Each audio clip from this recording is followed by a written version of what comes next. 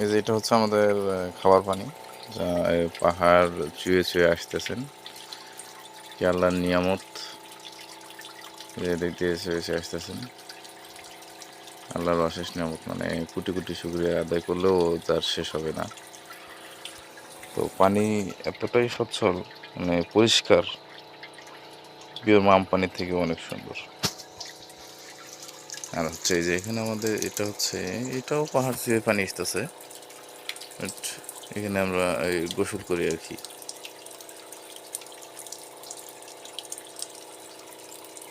এটা এই যে মোটর দিয়ে পানি উঠতেছে, ছোট্ট মোটর। তো অনেক সময় মেশিন আছে, মেশিন দিয়ে পানি ওঠানো হয় আর কি। তো আমাদের এই মেশিনটা হচ্ছে এই যে, তো এটা বড় মেশিন।